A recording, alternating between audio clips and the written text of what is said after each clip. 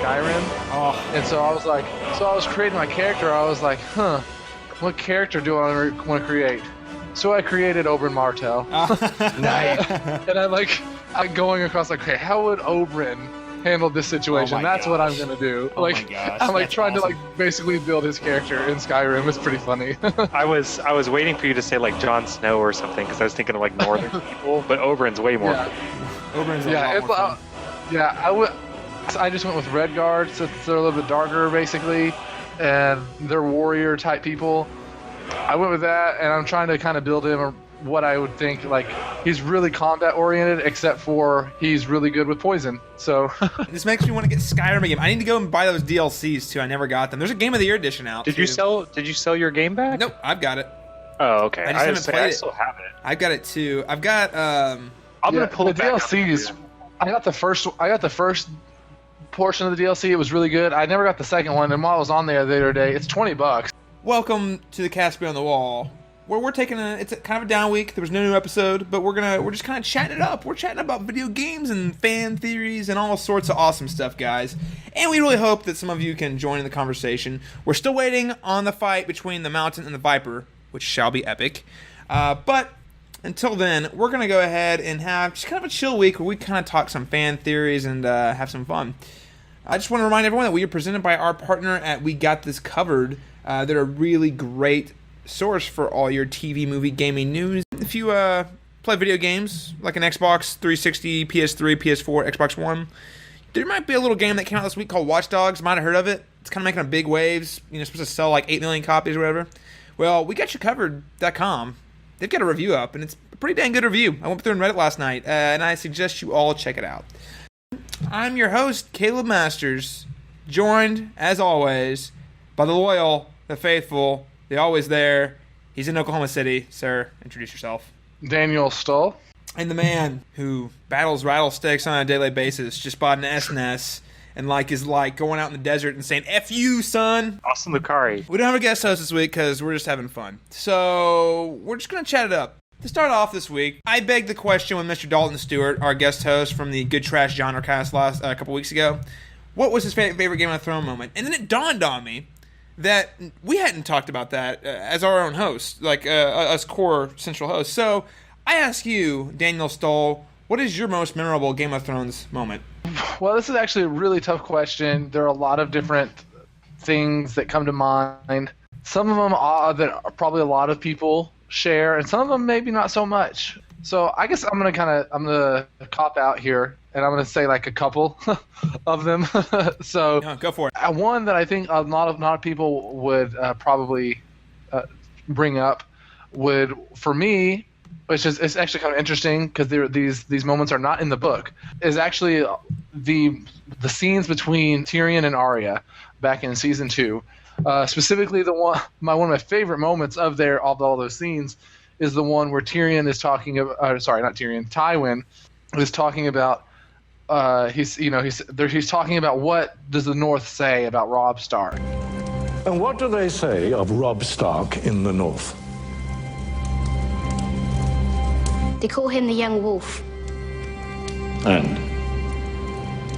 They say he rides into battle on the back of a giant dire wolf. They say he can turn into a wolf himself when he wants. They say he can't be killed.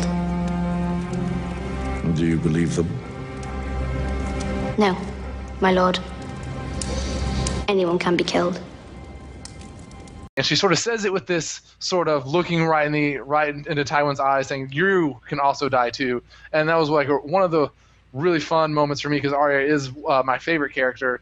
And so that was one of the most memorable moments for me. And then obviously we have moments such as, honestly, Ned's death is a huge memorable moment for me as well. Oh. Because I was one of the guys that fell into the trap of supporting him hugely. And I was there. I remember. Caleb was there. And I remember when it happened, I sort of... His face when the sword fell, and he's like, there's no way. He's like, that didn't happen. He's like, Arya came up and saved his life or something crazy like that. It cuts to credits, and I'm like, so he didn't die. And Caleb's like, what? And he's like, you saw it go through. I was like, yeah, but you didn't actually see it. And I was like, I tried to deny it. So those are probably And I guess they are Stark moments, which is interesting because I wouldn't necessarily consider myself a Stark fan at this point in the series because they're not really existent. But those are probably two of the more that stick out to me personally. I want to piggyback on that one, actually, because I think the death of Ned, as we've talked about before, sets the tone for the entire show. It wasn't until the end of the first season that you realize this is way different than anything you've experienced before. And the funny thing about it is, the first season has several moments in it that make you feel like, oh, this is a pretty, relatively traditional show. It's a good show, but it follows, the basic rules of storytelling on television. One of the moments being when Khal Drogo pours the gold over Viserys' head. Daddy, please! A crown for a king.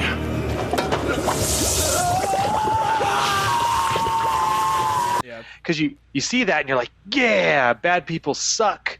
They're going to get what's coming to them and all this stuff. And you think, at least I did, that, you know what, everything's going to work out just fine. The bad people are going to die. The good people are going to live. You might lose a few along the way, but generally it's going to be okay. And then Ned happens and you're like, I was totally wrong. Everything I knew was a lie.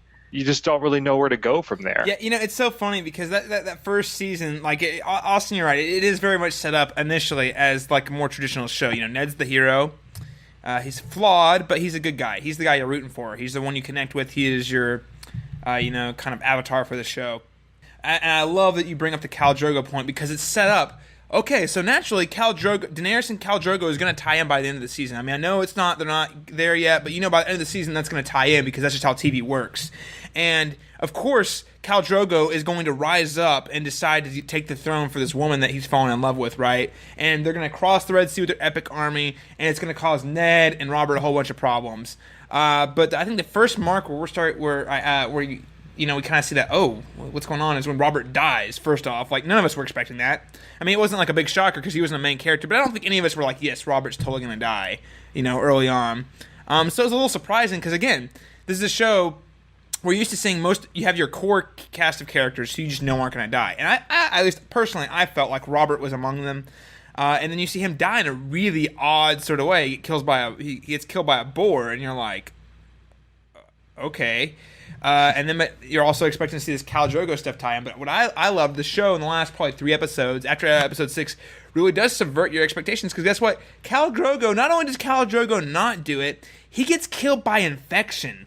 That's like something that doesn't happen. I mean, well, killed. You know what I mean? Like, he gets infected and like diseased and dies. Something like normal shows would just never even think about. You wouldn't even think that being a thing. And he doesn't make it. And then Ned dies, and you're like, what the? Nobody is safe, period. Like, just across the board. I do like how you bring that up. The season 1, though, really was very traditionally set up, and it very much subverts our expectations at the end of that to make us feel unsafe and like everyone could be in danger. I do think my favorite kind of moment throughout the show, though, and while it is a big scene, is not the biggest, it was just the way it was edited and the way it is executed was really well, was when Jaime gets his hand cut off. When it happens, you get the slice and the sword kind of coming down on the stump or the table, I can't remember what it was. Yep. And then it just cuts out. And I thought, oh, something happened, something went wrong. And you realize, no, that's it. That's just it. And so it lets you sit there and think about, like, what are the consequences of this? And you don't even truly know when you first see it, like, how big of a deal that actually is going to be.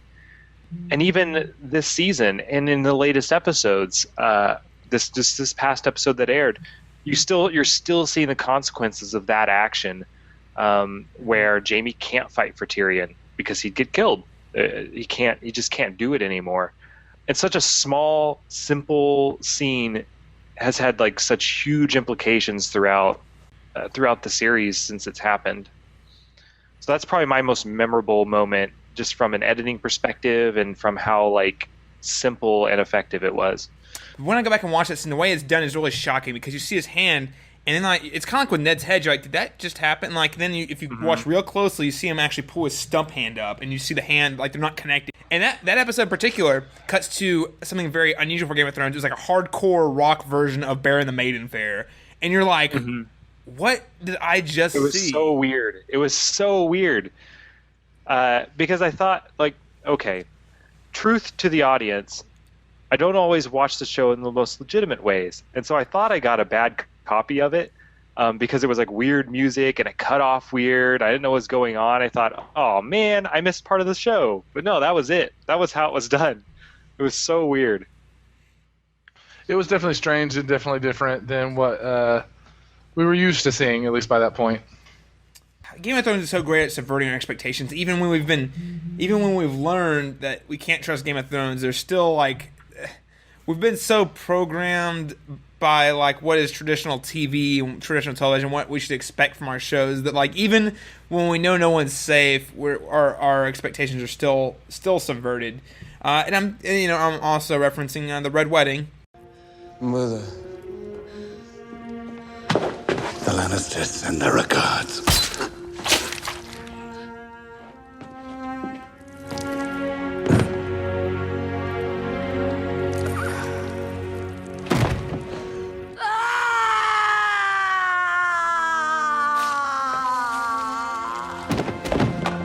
We saw it happen to Ned, but your automatic thinking is, okay, so Ned's dead, and Robb's raising an army. Well, naturally, he's going to come, and he's going to avenge Ned, and we're finally going to get that justice we wanted, for because that's what that's what a more traditional story would do.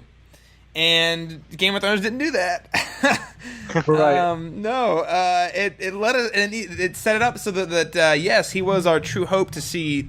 Even if you didn't like Robb, it was more like what he represented. He represented hope for the North, hope for Ned Stark. That even if we thought Ned was flawed, we all still loved him because he was a guy who clung to moral values, unlike most people on the show. And there's a lot of respect. I think there's a lot of respect for that character in that much, and I really like that about the character.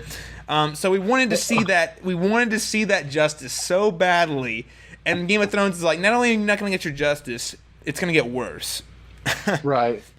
Another moment that really stands out is back in season 2, a combination of the ending, I believe, of one episode and the beginning of another episode with Melissandre and then the whole Renly situation. Oh yeah, Demon Vagina. Where where we have the shadow assassin of whatever. That we still don't really know what exactly happened there and how that all happened. I don't know if we ever will get clarity on that or whatever. But that was just another moment in the show, at least for me, where it was just like, you see, like, we saw nothing like that up until that point, and we've seen nothing like that since that point. Yeah. But it definitely opened up the world, to, at least for me, to say, okay, there is definitely a high level of magic. You're a wizard, Harry. I'm a what? A wizard, and a thumping good one, I'd wager, once you trade up a little. And it really just kind of opens up the rest of the series to say there's a lot that can go on here, I feel like. And obviously that was a lot. And then from a personal level, I always thought that Renly was one of the better choices. And so that memory also stands out to me because of that as well. Yeah, you mentioned that, and when I was asking, and I think that's a great moment right there. You mentioned, I'm really glad you brought that up because I wanted to highlight that a little bit for a couple reasons. One, to piggyback off what you said there, I think it is there to remind us that this is a fantasy, and even though Game of Thrones, particularly the first season, it's all up until the dragons and with the White Walkers at the beginning, it's almost a show that could be in medieval times, almost, because the magic is so on the fringes. But I think that moment in season 2 is to remind us that, yes, this is a fantasy, people, and yes, you don't always have an explanation for how this stuff works because it's magic. It just happens. And it's to remind us that is a player in the show just as well as all the human characters. The second reason I want you to mention that was because when I was asking, like, what our most memorable Game of Thrones moment was, I wanted to include not just within the context of the show, so many fantastic moments in the show, but one of my favorite Game of Thrones moments is actually my experience of watching Game of Thrones. And I attended a Christian university, and I was an RA at the university, so my job is kind of uphold the rules. Well, Game of Thrones, and it was like one of those campuses where you're not allowed to have certain movies and TV shows based on content on there. Game of Thrones kind of fell in that gray area, and I started watching it, and I had to like be very protective about my watching habits with it because I didn't want someone to walk in and see exactly what was going down, because if someone walks in during the wrong scene of Game of Thrones, they get a very uncomfortable idea of what's exactly it is. Was I was watching, pornographic material types of things. So one of my favorite moments, though, is of course, Yes. I am watching Game of Thrones in my dorm room over the summer, and it was over the summer, so luckily there wasn't a lot of students around, but there were people who were doing various things throughout the summer, and they were popping in on campus, and a couple of my friends who hadn't quite been exposed to that type of content before. Of course, I'm watching Game of Thrones, and they come to my room as freaking Demon Vagina Baby is born, and I'm just like, they're like, Caleb, what the hell are we watching? And I'm just like, That's actually really funny because I actually had the exact same moment with the exact same scene when I began watching it with my roommate, and we had that moment where we were sitting there watching it, and at first, like you, I was very protective. I would only watch it in my very close room and stuff like that. And then finally I started opening up in what would be more considered like a living room type of area, the way that our dorms worked. And I was like, I'm going to get a little bit more comfortable with it or whatever. And then, of course, my roommate, who knows nothing about Game of Thrones, decides to walk out while Melissandre is giving birth. And it was just, I remember thinking, like, what are you guys watching? Like, he sort of freaked out and, like, walked back into his room and didn't really talk to us for a little bit. It was kind of weirded out. So it's kind of funny that has to be the weirdest of all the things. Yeah, it has to be. Definitely. I can't think of anything that's like more bizarre than that. Yeah, a woman giving birth to a smoke monster.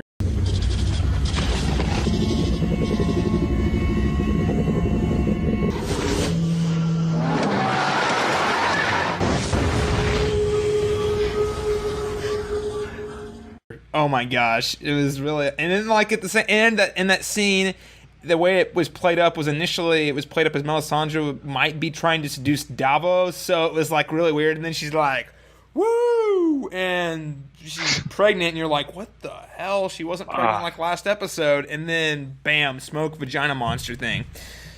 I can't wait until she's not in the show anymore. Oh god, that may be forever, but I think she brings some scenes down.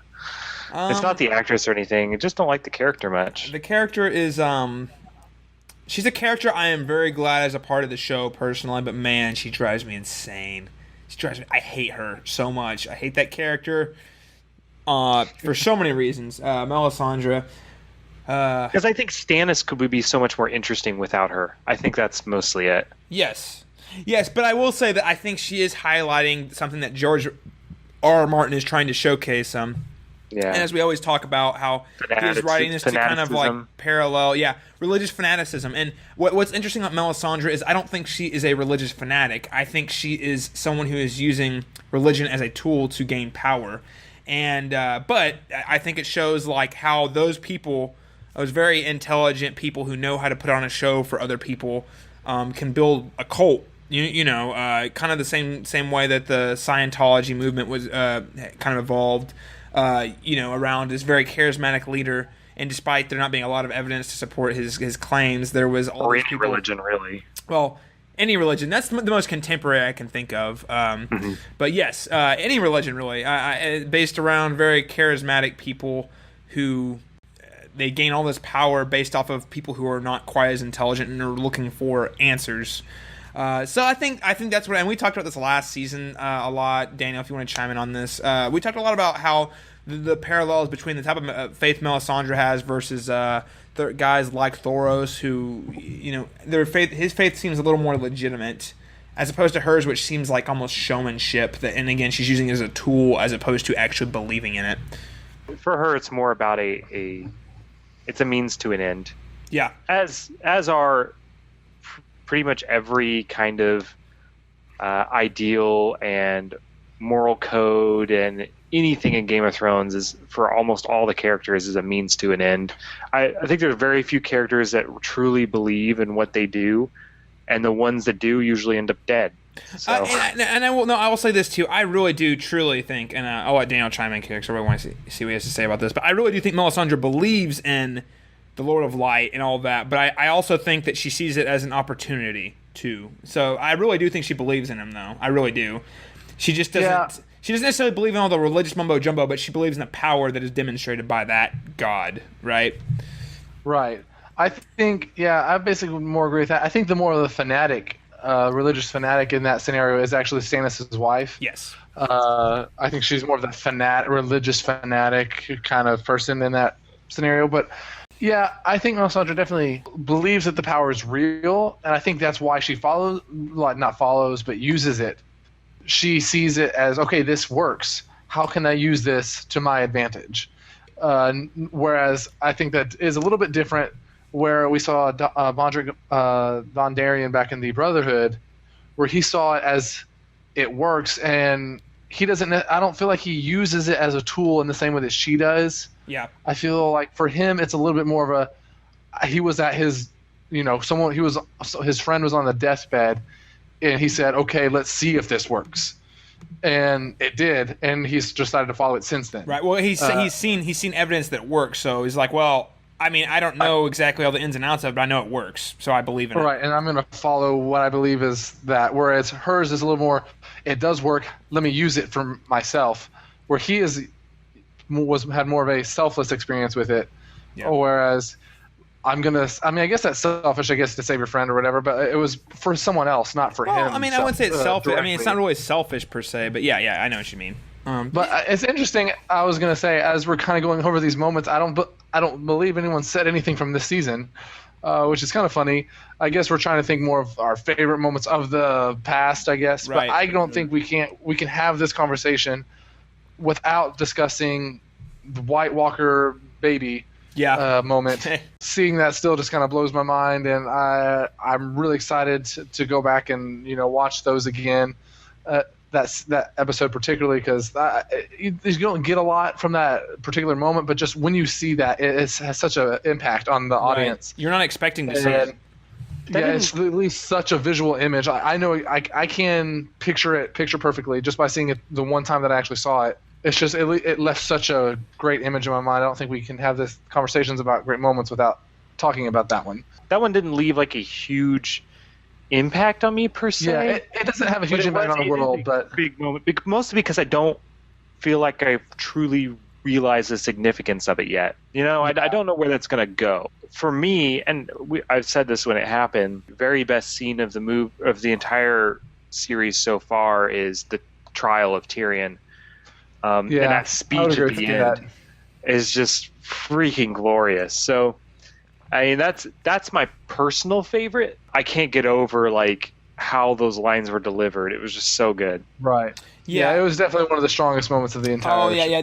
The Tyrion scene is undoubtedly, again, I mean, we mentioned this a couple weeks ago, that is going to be a scene people will reference about the show. When this show is done in over 10 years from now, there are going to be a number of scenes, a lot of scenes, but I think among them is definitely going to be his speech at the end of the trial. I mean, I truly do. I think it was an incredible speech, really just highlighting how his characters struggle throughout the entire show so far, and how he's wrestled against his status as a dwarf and his own family, and how he said, it highlights so much about this guy. He feels like he has done so much and received no recognition for any of it, no benefit of the doubt because he's a dwarf. So I mean, the Lannister scene, I thought the scene with Jaime in the bathtub last season was really great, really great, especially given from a character that it was a really all hated. Big character moment. Well, most of us didn't like, because he shoved Bran out the window in the first episode and killed his cousin in season 2, which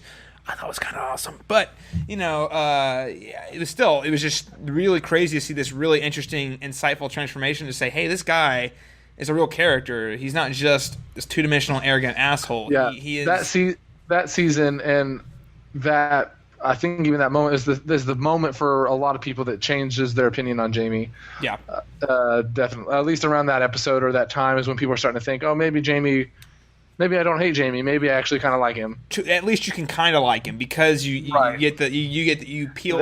go underneath all the layers of and find out who Jaime Lannister really is, to realize that there is a hint of selflessness there, that he does actually care a lot about other people and the well-being of not only just his family, but his people. It really speaks to the power of that season with Jaime, when the majority of people now like Jaime, who, one, has an incestuous relationship with his sister, and 2, shoves a child out a window. The first episode. Right.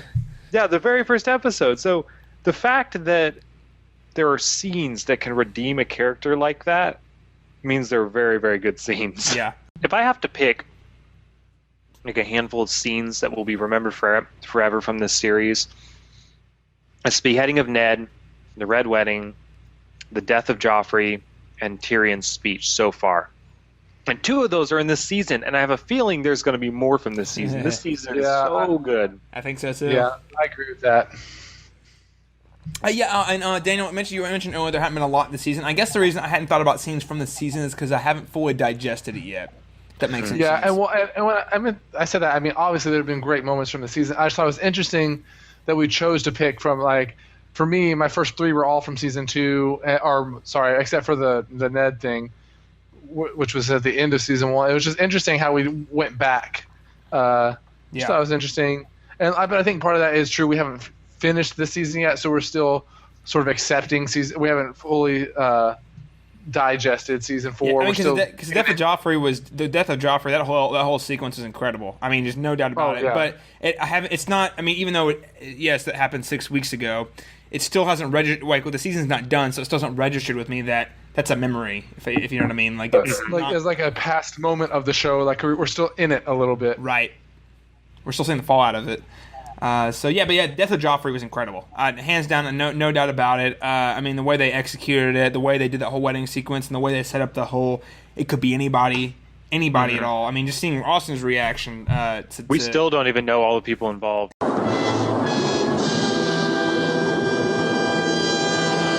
It's true. True. Yeah, we don't know. There's someone out there who's still trying to poison that Joffrey. So. They have not revealed that Cersei was behind all of it. So, I'm waiting for it. Waiting.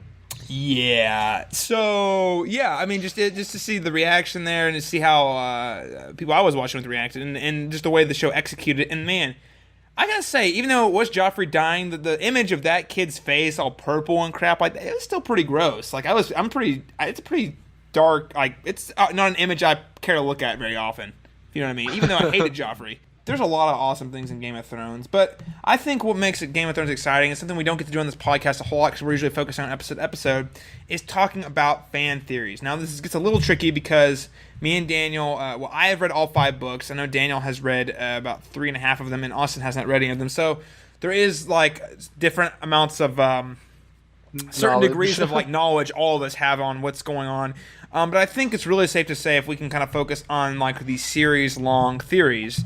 I think there's a lot of. We've mentioned a few of them in the past on the show, but I'd really like to go in depth with some of our fan theories out there. I think the big one we mentioned a couple last episode, 2 episodes ago, something like that, was the theory on who Jon Snow's mother is.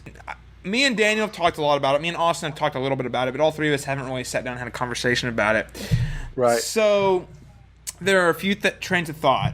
One of them is. Yeah. It was kind of before we kind of talk about this. It's kind of cool how this theory came about. Me and Caleb were actually. It was the summer before season 3 started. We were sitting in our dorm rooms or whatever, and it was kind of boring because it was summer and nobody's there on campus. And we're just sitting there talking about Game of Thrones. Caleb's in the process, I believe, of reading book 5 at that point. Yeah. And I was still back in book 2 or whatever. I was just talking, and I just thought, it's interesting how they always bring up, like, they make it such a point in the show to make the fact that, Jon Snow is a bastard. They make a huge deal about who his mother is, and I wonder if there's something to that. And we sort of just started talking. We sort of came up with a theory, and then it was interesting when we started kind of looking at things up online. There were a lot of other people that had the same similar theory, and so it was interesting how we kind of thought that up, and then realized, hey, other people kind of think the same way we are, and so that was kind of cool. Yeah, it was very organic. Like, me and Stoll hadn't looked at anything online. I hadn't had a chance to stop and actually think about, okay, what are these theories? It was kind of like we talked about with Littlefinger, like when we found he poisoned Jon Arryn. Like, I hadn't had a chance to think, well, I wonder who did that. Like, I just been reading. I thought a little bit about it, but I had never really theorized about it. So me and Stoll had sat down, and we were literally sitting down talking about theories. And yeah, like you said, it just kind of starts very natural. Like, I wonder, I remember we begged the question, what if Jon actually isn't a Stark? It's kind of where the thought process started. And we went crazy right there. Is my mother alive? Does she know about me, where I am, where I'm going? Does she care? The next time we see each other, we'll talk about your mother. I promise. Ned, if you go back and watch season 1, Ned Stark says that to a whole lot of people. We'll talk about it when I get back, or I'll talk about it next time I see you. And of course, he never sees any of George them. R. R. Martin's such a bastard. Who actually knows, do you think? Who could conceivably tell us? Now, my theory is the only person out there who could really tell us at this point is Benjen Stark, who might be dead, may not be. We don't know what the hell happened to the guy. That's a good point. He just I hadn't kind of thought about disappeared. him. I hadn't thought about him.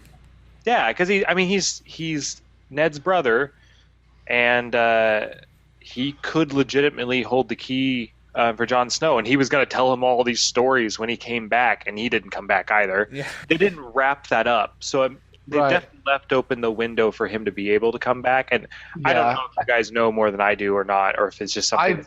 I will say I don't know anything more than you do in that particular situation, but I think something is going on with that storyline. I don't think they would have made such a point about it if he wasn't going to be coming back, or we weren't going to find out what happened to him. I think there's going to be very particular about that whole situation. Yeah, no, Benjen has been mentioned. Benjen has been mentioned in every book. Now he hasn't been in any of the books since book one. He's been mentioned. He's still in the collective consciousness of Game of Thrones. Like, he's not been forgotten.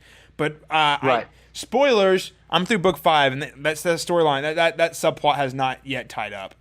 I feel like that's a key thing. There's something very important going on there, and I don't know what it is. And I can only assume it has to do with Jon Snow. I feel like it's a really good point about, who could tell us, who would have knowledge of that. I think another one, and this is part of the theory crafting, would be Jojen Reed and Mira's father. Yeah. Because apparently on Alana's deathbed, basically, she says something to Ned that he promises to tell nobody. And Jojen and Ned has held true to that promise, as Ned does, and told nobody. But Jojen's father was present when the promise was made, and so he is aware of whatever that promise was. Do we know that in the show? Do we even know Jojen's background in the show at all? Because I didn't. That's all news to me. No, we don't. So let's take a couple steps back here. Now that is fact. I'm pretty sure that occurred. Yes, that did occur. The show has not highlighted that. The books have. The show has not. Now. Because from my perspective, Jojen's like this random dude that we decided to start trusting for no reason whatsoever. Yeah, no, fair game. The show hasn't necessarily, and I like those characters the way they're, especially this season, have been. But the show didn't really introduce them in the most organic ways. They actually would, if it had gone truly by the books. And again, I'm not saying one's better than the other because I don't want to do that. But the books introduced them. They actually show up at Winterfell in book 2. They're there for a whole book before they get into this whole dream seer thing. Interesting. Yeah. So let's take a couple steps back though. To kind of track where mine and Stoll's theory is. Basically, our theory, which again I think is very popular among fans out there. If you go and look it up online, is that Jon Snow is not he's a Stark, but he is the product of Alana Stark and Rhaegar Targaryen. Now, let's have a little history lesson here. Now, if you remember, Robert's rebellion started because Robert was in love with Alana and she was kidnapped by Rhaegar Targaryen. Now, our theory starts with the fact that Rhaegar, as a side note, married to Oberyn's sister. Yes, Rhaegar is married to Oberyn's sister, and he is also the older sister of Daenerys Targaryen, or older brother of Daenerys Targaryen. So he's such a key player in how things have turned out, even though we've never seen him on the show because it was a long time ago. But we think that not only did he not kidnap Alana, we think they were in love. I think that she did not love Robert at all. I think he was mad. He was totally infatuated with her, and she wasn't into him. So he of course, and as you can go see in season 1, the way he talks about her is very, very romanticized. Like, it's almost like she's not a real person. She's more of an idea that he was in love with. And Cersei, and I remember there's a scene in season 1 where Cersei asks him, did I ever have a chance? And he said, I love that woman so much that 7 kingdoms couldn't fill the void. So I always put it as he was in love with the idea of her, but she never actually loved him. So I think they conceived a child.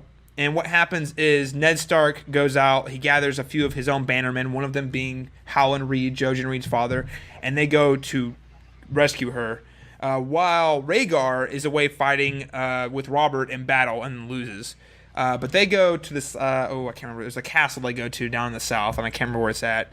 And all of his men, except for Hal and Reed, die, and that's when the promise is exchanged. Lyanna makes Ned promise not to tell anybody something, and then we don't ever find out what that is. Now, I think that is Jon as a Targaryen for a number of reasons. One of them being that Robert would totally kill Jon Snow if he knew he was a Targaryen, just period, across the board. Not to mention, like, the implications that would have on the kingdom. That would actually make him the true heir of the throne, right?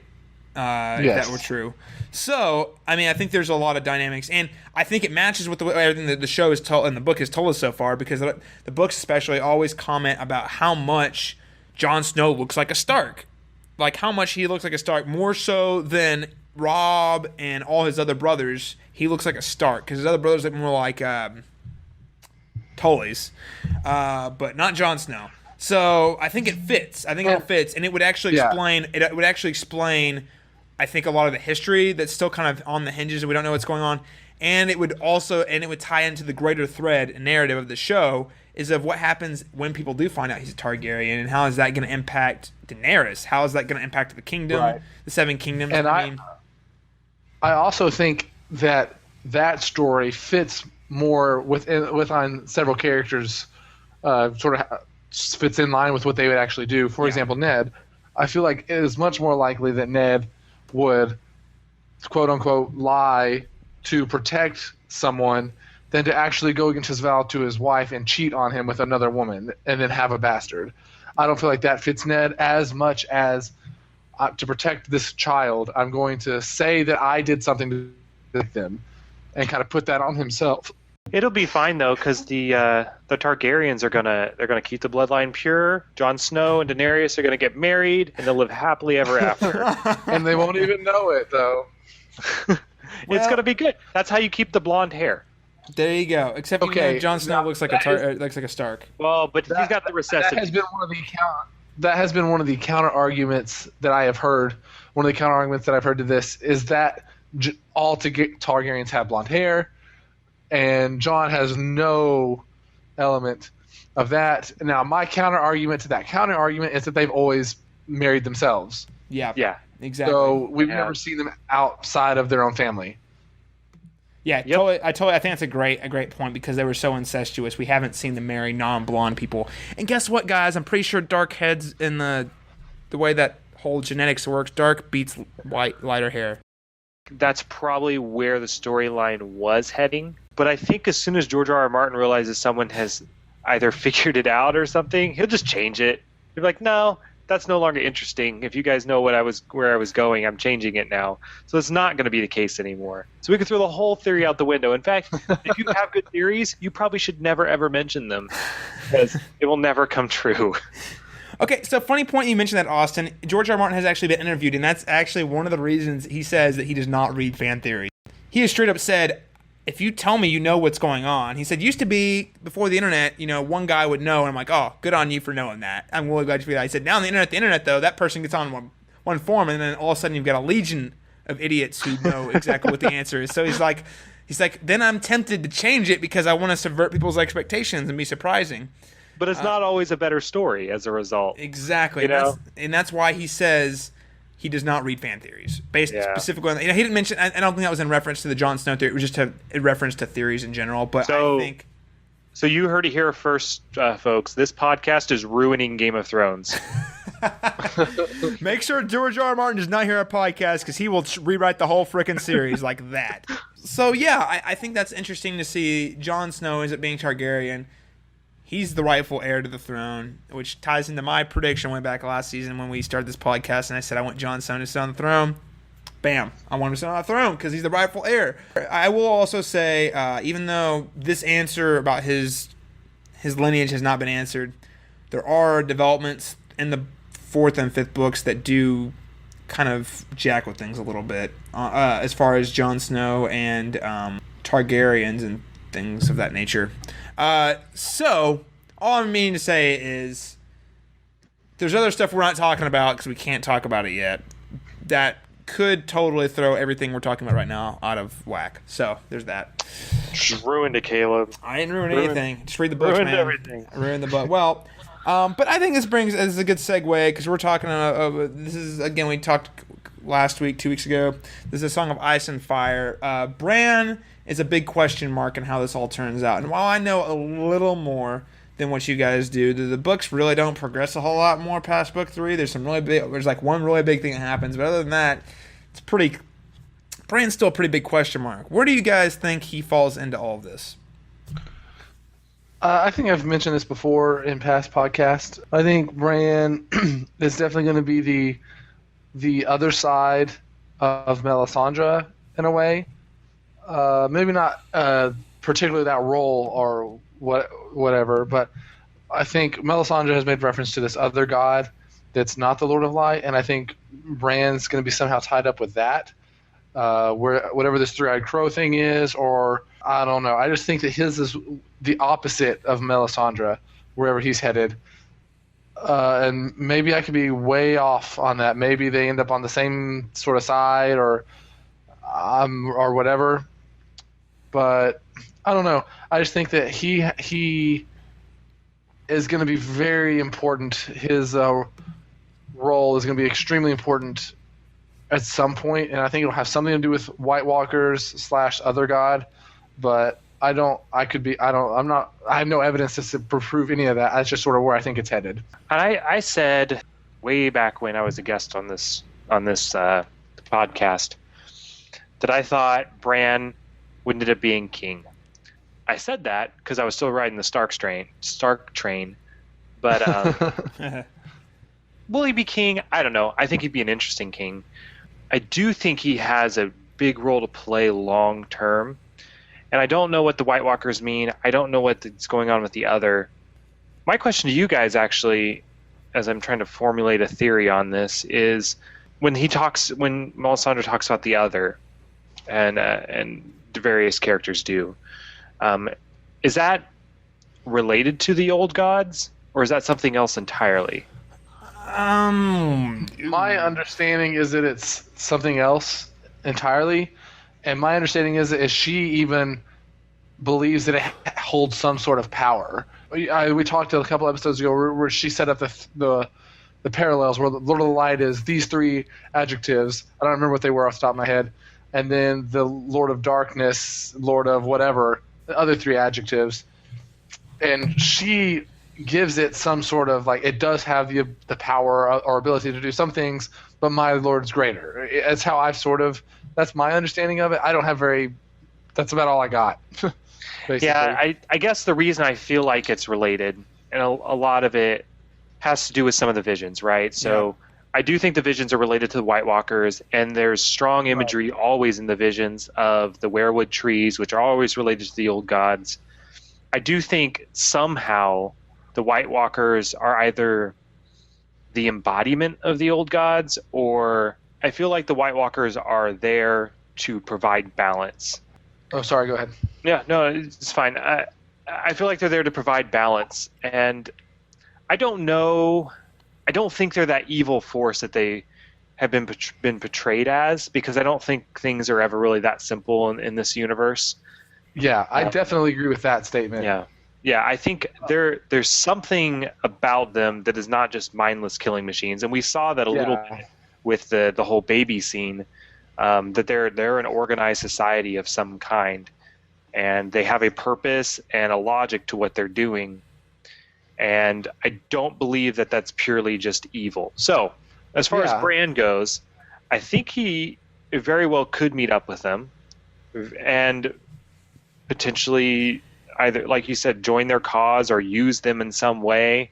But I think the theory of him being like you said, a prophet, kind of like, maybe not a prophet, maybe that's not the right word, but you know what I mean, like a intermediary for them, in the same way that Melisandre is a really kind of interesting dynamic. Well, I think you bring up an interesting point because about the old gods and things like that, because as I'm thinking about this, I'm trying to think, okay, what do we really know about the White Walkers? And we don't know a lot, but we know that according to Osha, that they have been a part of the world before, apparently around 1,000 years ago. I don't know if you guys remember her little thing. I think it was in season 2 when she talks about it. She says that they were awake 1,000 years and then they went to sleep, and then they've been apparently asleep for 1,000 years, and now they've woken up. When the dragons come back. Right. And so it's interesting that it'd be interesting. They've been around before, but now the dragons were around longer than the White Walkers were. The dragons have only been gone for like 200 years ish, where the White Walkers have been gone apparently for 1,000. I don't know. It's interesting to bring up the old gods, knowing that what we know about the Walkers, if they've been there a long time ago. Mm-hmm. So it's interesting. I've always kind of felt that the dragons and the White Walkers are kind of old enemies, and humans are just kind of stuck in the middle a little bit. Those two sides, like the White Walkers exist to kill the dragons, and the dragons exist to kill the White Walkers. So I hope Song of Ice and Fire. Yeah, and I hope that is all rewarded with an epic battle scene. Right. Oh yeah, it's coming. It's coming. But as far as Bran goes, I mean, we've seen a lot of his visions and things, and we're not really sure where his storyline's going yet. You guys had mentioned that you thought he was still heading north, and that he was still kind of heading to this voice. I had assumed, I guess, based on the latest vision, and we kind of see dragons flying over King's Landing and kind of all this stuff, and on a weirwood tree and things like that. I assumed he needed to go back to King's Landing. We saw that. We saw those images. We saw the dungeons. We saw images of Ned. Everything kind of in that scene, in those visions, all pointed to King's Landing. And so I thought that's where he should go. What would he do when he got there? I have no idea. He kind of stick out like a sore thumb, especially with Hodor. Well, and he's the heir of Winterfell, so he's kind of important. Too important to go back there. You know what I mean? Like, yeah. He would be again another pawn in the game of Thrones. Yeah, and it's interesting to see the old gods and the new gods and how all that stuff ties out, and how the Lord of Light's kind of this new religion. And then there's the new gods. It's kind of like the accepted religion of the South, and then there's the old gods, and how those three are going to interact. We'll see. I don't know. It's complicated.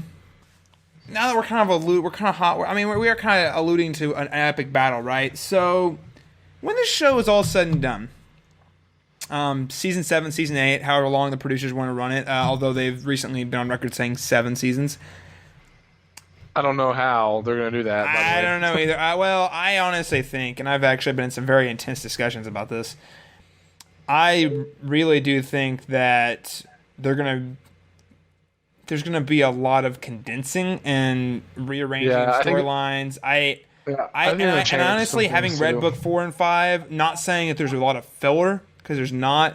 There's certainly storylines that could be accelerated, and it wouldn't really take away from what's going on at all. Right. And they've already actually implemented some of them into the show so far. And heck, the scene with Reek, Theon, Greyjoy with the Moat Caitlyn, that's not until book 4. So they're adapting the series. They're not adapting book by book. They're adapting the series as a whole. And I do think that we're going to see a lot of streamlining of storyline. Oh, I mean, heck, Brienne and Podrick, that's another storyline that does not in book 3. So I think we're going to see a lot of streamlining of subplots. We're going to see a lot that get cut down, a lot that get moved around. 7 seasons still seems pretty quick to me, but those guys also know. They've also had extensive 2-week meetings with George R.R. Martin where they've worked out the fine details of what's going to happen. So I think they know what they're doing. I've done a good job so far, that's for sure. Yeah. And I don't want to knock book 4 and 5 as being less action-packed as book 3 or anything. They're very, very good. But there's a lot of meandering in both of those books that happens that, while certainly not pointless, I think could be adapted for TV in a way that would be a lot quicker. So, just my take. But anyway, 7 seasons. Who do you think is going to live or die at the end of this thing? That's a loaded question. Well, I think. Oh, go ahead. go ahead. No, go ahead. Well, Daniel. I was just starting to think out loud because I feel like that's all I can really do to answer this question because I really don't know. I feel like Bran's going to be there in the end. I feel like Jon's going to be there in the end. I feel like Daenerys is going to be there in the end. I feel like the Reeds will probably die. Yeah. They're dead meat. I feel like Stannis will actually die. Oh, please, God. We can only hope. I think Melisandre might be there until the end. She might die at the end. A lot of the people at the wall are going to die. Yeah. Except for Jon. I think that might happen this season.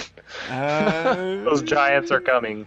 Lannister-wise, Cersei's going to die. Oh, yes. It'll probably be closer to the end, but she's going to die. I do feel like at some point Tywin has to die. I don't feel like he can be there till the end. I feel like he has to. I don't know. I just feel like, and I've been saying that since the beginning of season 3. He has. But I am maybe that's just me. I want to say that Tyrion's going to be there at the end, but I honestly have no idea. I think Tyrion's going to die late in the game. He is too juicy of a tool. Hey, he could die. For like a storytelling tool, you could kill him off, and it would just make such a huge impact on the audience and on the story. He might not even make it to season 5, man. Yeah. We'll see. It's yet to be a turn. He's definitely not exactly in the safest place right now. I don't think he's done yet. I could be totally wrong. I think there is a much more of a story for him to tell, and I don't think you kill him at his low point. He's not the type of character that you do that with. But who knows? Yeah. I've got these theories that could have always thrown out the window. I've got two things to say to that, Austin. I do think Arya will be there in the end too. It's actually kind of interesting. I'm picking a lot of people to live somehow. Well, but you've also not mentioned a lot of characters. Jaime hasn't been mentioned yet. Does that mean he doesn't make it? Yeah. I feel like Jaime probably dies. Yeah, I think he does too. I don't know when, but he's gonna die. I am not saying that I want any of these deaths to occur. I'm just saying that this is what I think things will play out. And here's the thing, and we'll get into this. Soon. You think who? The Onion Knight, Davos. Oh, really? I think he stands up to Melisandre one last time, and then he's done. Probably. He's probably in the most dangerous position of most characters right now. And what's interesting about as we're naming all these characters, as we're going to talk about, I think here in a little bit, is we haven't even met some characters in the world. They're going to be new characters that we still and that's how Game of Thrones works. For every character you kill off, there's like 5 more to take their place. I think Jorah dies very soon. Yeah, I can see that. I just think his story is about done, I feel. Especially with the way Daenerys' story is going, it's going to go through a low point. If you want to keep that exciting, you kill off Jorah. No, okay, Austin, in retort to your Tyrion making it, I got 2 things to say to that. One being, I've got to say, more so than when I was reading the books, this show has made it seem like his characters come full circle.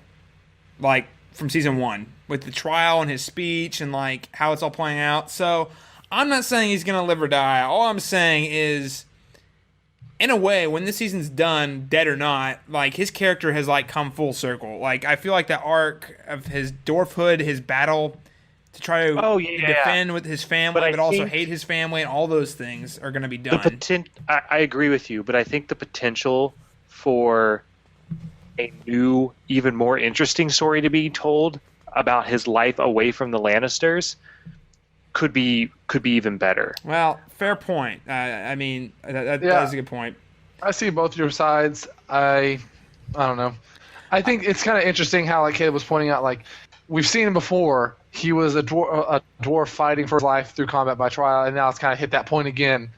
And like you said, it's kind of hit a circle. Like, right, and we've seen him go through all his struggles, and we've seen him come to terms with his dwarfhood, like he came. Well, it's interesting because he came to terms with it, and he's been at terms with it probably since the beginning of the season. Honestly, back when he's talking to Jon, I believe he says, where he's like talking about using it.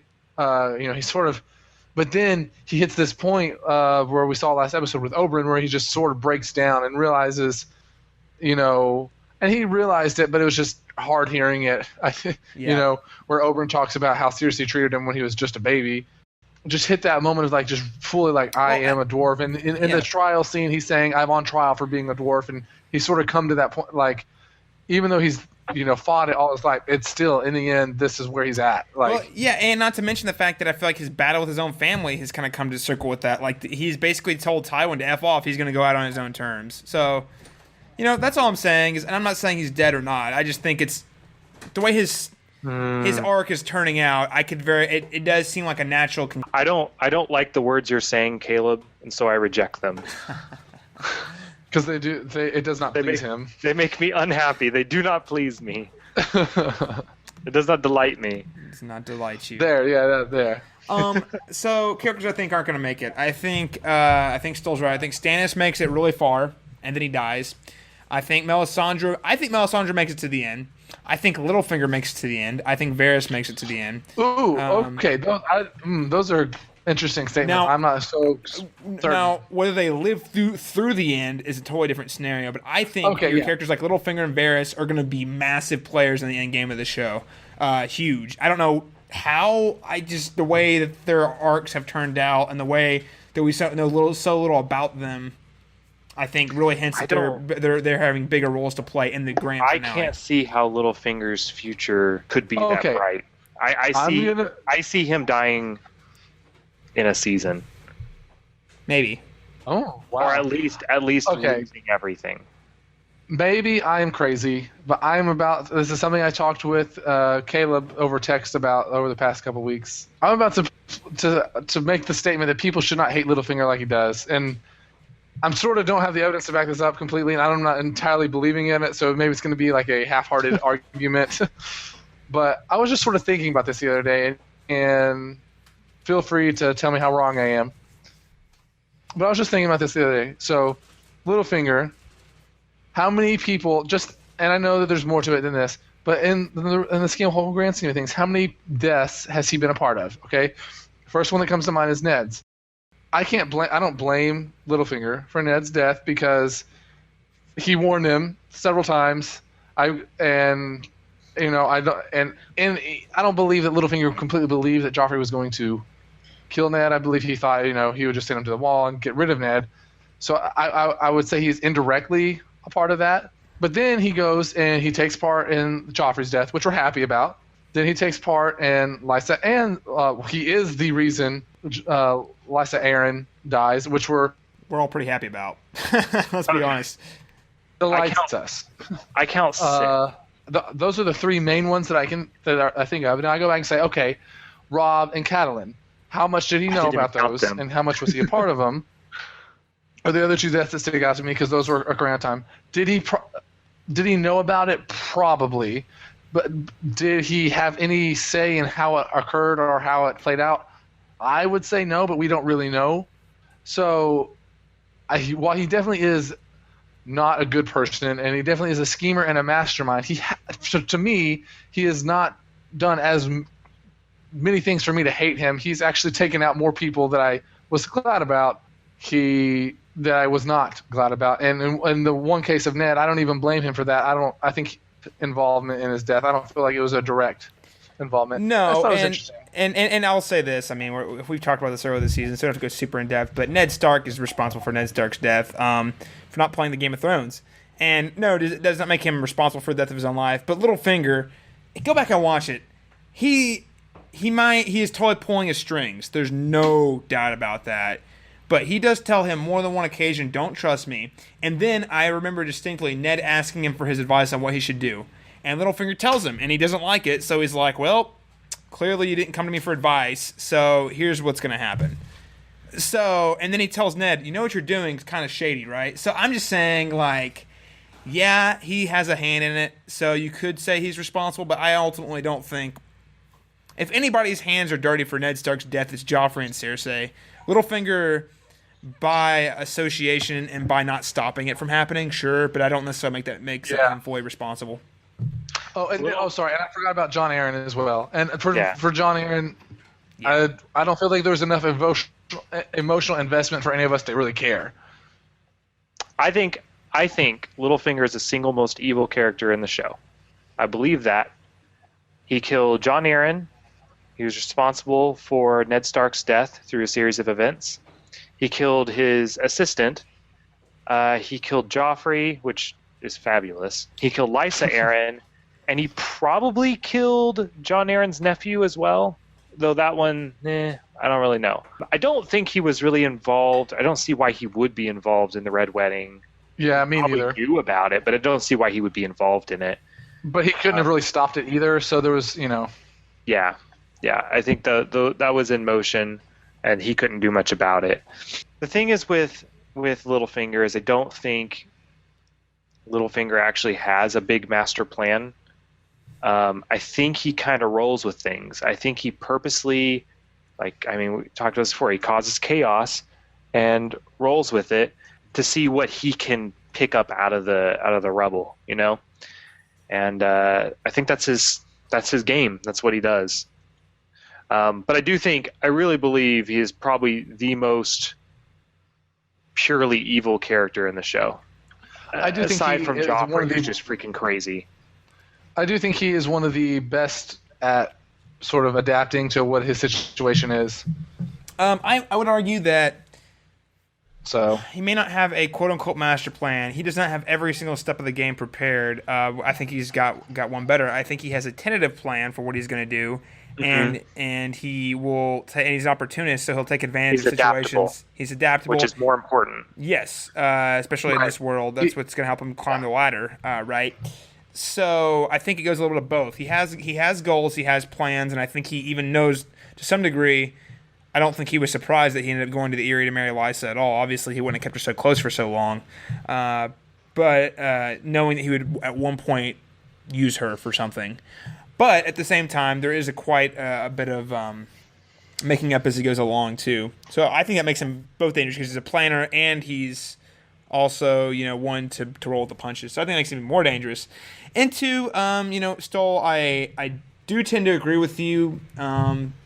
But I'm also, I also have said on the show, I do agree with Austin to some extent that he is probably the worst kind of evil in Game of Thrones. I don't think he's a pure evil character though. No character in Game of Thrones is. But as I've said, there is to it that we have still alive, except for maybe Walder Frey, who's just an asshole. Well, they're crazy. Well, and Ramsay Bolton. I would say. Yeah, I was gonna say Ramsay Snow or whatever. So that's like those guys are like a pure representation of human depravity in their most fullest. They are chaotic evil.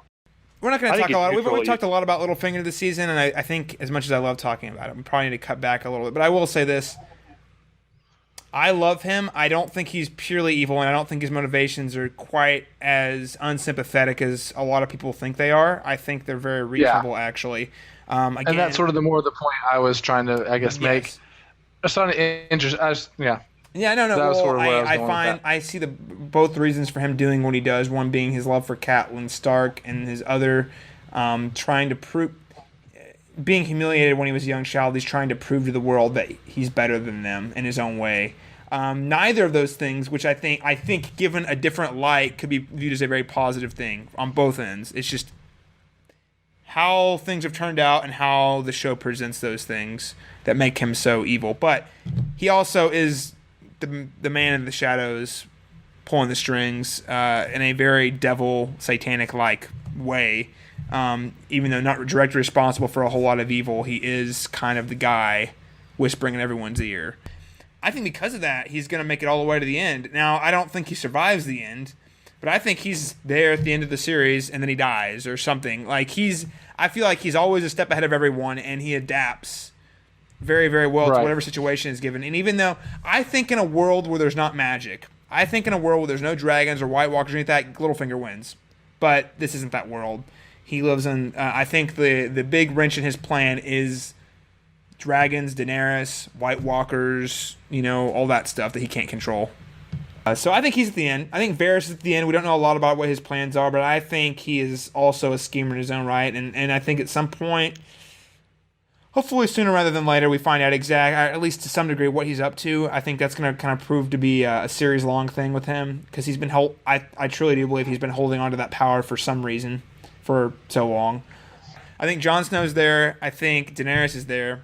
Everyone else is kind of a question mark. I think Jaime dies towards the end, not at the end. I think Brienne's going to make it. I don't know why. Don't ask me why. I just think she's going to make it because that dang sword with the dragon's glass sword, I think she makes it. The dragon's glass kills White Walkers. And I'm leaning to say that Yara Greyjoy makes it at least pretty close to the end, although I don't know how far that's going to last.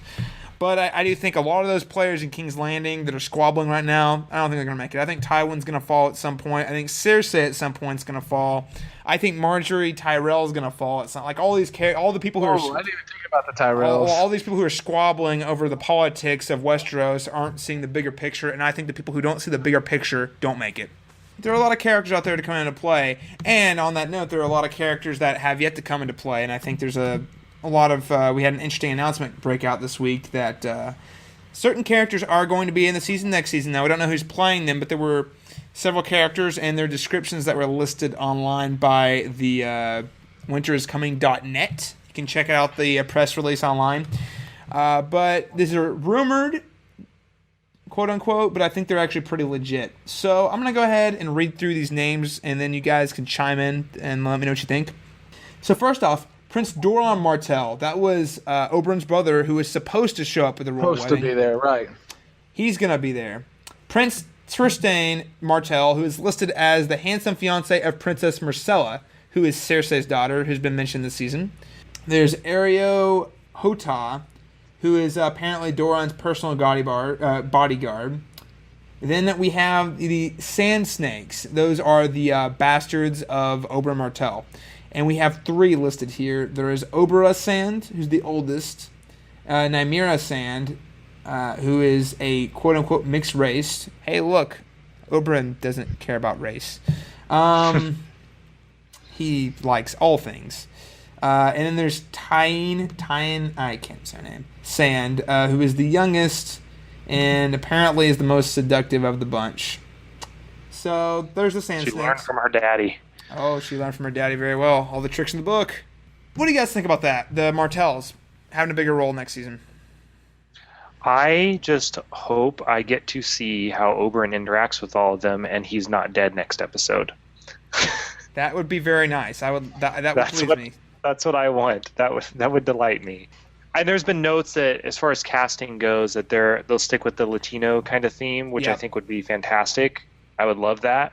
I think that's worked out really, really well for them in the past. And I think there's a lot of really, really talented Latino actors and stuff that don't really ever get much recognition here. Yeah, I do think that their choice for Oberyn was fantastic. I think the guys done a phenomenal job playing Oberyn.